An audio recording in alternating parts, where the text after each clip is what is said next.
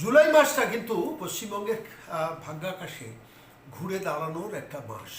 তার কারণ আমি আপনাদের কাছে বলছি, ইতিমধ্যে আজকে যখন আপনাদের কাছে এই প্রতিবেদন পেশ করছি তার আগের দিন মিৎসুবিশি কেমিক্যাল, জাপানি বহুজাতিক সংস্থা, তারা পশ্চিমবঙ্গে এসেছিলেন। নবান্নে তাপস রায়ের সঙ্গে বৈঠক করেছেন, রাজ্যের শিল্পমন্ত্রীর সঙ্গে।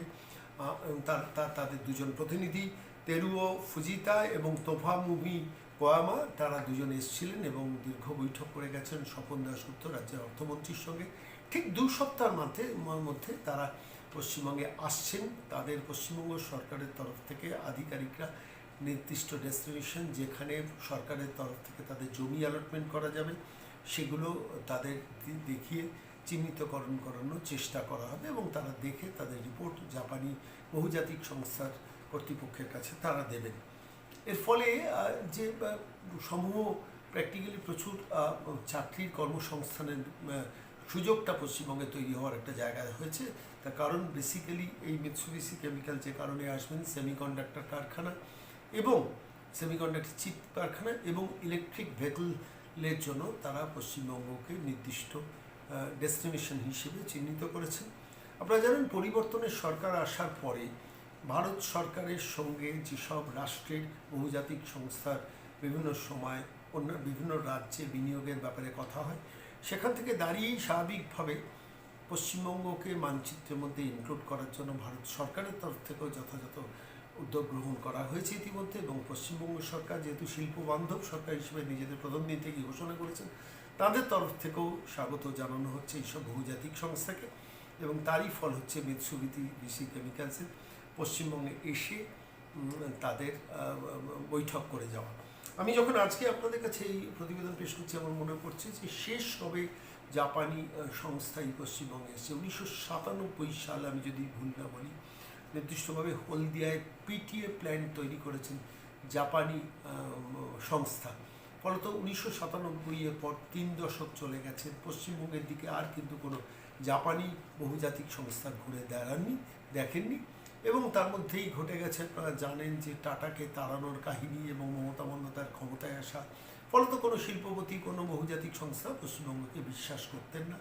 সেই আবহ, সেই পরিবেশ পরিস্থিতি পরিবর্তন হয়েছে এবং সেই পরিবর্তন হওয়ার আলটিমেট রেজাল্ট হচ্ছে শেষ পর্যন্ত মিৎসুবিশি কেমিক্যালের পশ্চিমবঙ্গে আসা প্রায় নিশ্চিত হয়ে গেছে। যদিও তারা ইতিমধ্যে অসমে ঘুরে এসেছেন, কেন অসমে ইতিমধ্যে সেমিকন্ডাক্টর চিপের হাব তৈরি করেছেন হেমন্ত বিশ্ব শর্মা। নরেন্দ্র মোদীকে ধরেই সেখানে টাটার সেমিকন্ডাক্টর হাবের কারখানা, সম্ভবত জাগির রোড, সেখানে বৃহৎ কারখানা তৈরি হয়েছে, যেখানে 28,000 চাকরি প্রার্থীর কর্মসংস্থান হবে, যেখানে ইতিমধ্যে 14,000 ছেলেমেয়ে চাকরি পেয়ে গেছে। ফলত মিৎসুবিশি কেমিক্যাল যদি পশ্চিমবঙ্গকে সেমিকন্ডাক্টর চিপের ডেস্টিনেশন হিসেবে ঠিক করে, আমার নিজের নিশ্চিত বিশ্বাস যে পশ্চিমবঙ্গ ব্যাপক বিনিয়োগের মাধ্যমেও ব্যাপক কর্মসংস্থানের একটা জায়গা তৈরি হবে।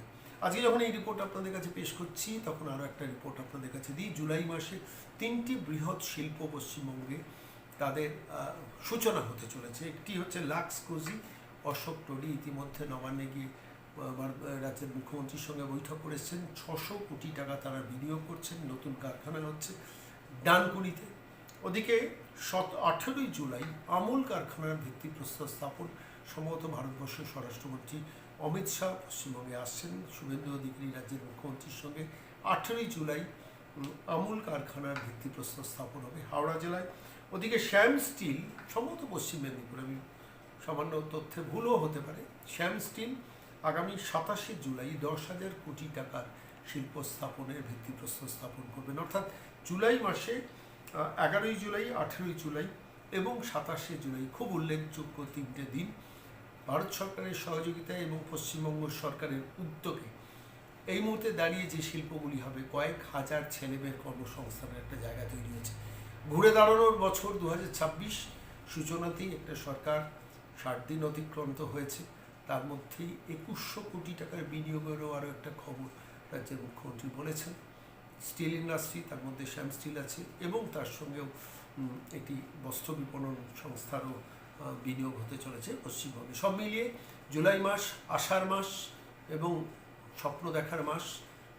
বেকার ছেলেরা কর্মসংস্থান পাবেন, নতুনভাবে পশ্চিমবঙ্গে যাত্রা শুরু হবে, তেমনই সম্ভাবনা, এবং তারই মধ্যে মিৎসুবিশি কেমিক্যালের পশ্চিমবঙ্গে আসা এবং তাপস রায়, স্বপন দাশগুপ্তর সঙ্গে তারা দীর্ঘ বৈঠক করে পশ্চিমবঙ্গ ছেড়ে চলে গেছেন। আগামী 2 সপ্তাহের মধ্যে তারা আবার ফিরে আসছেন পশ্চিমবঙ্গে। কোথায় তারা শিল্প স্থাপন করবেন সেটা নিশ্চিত করতে।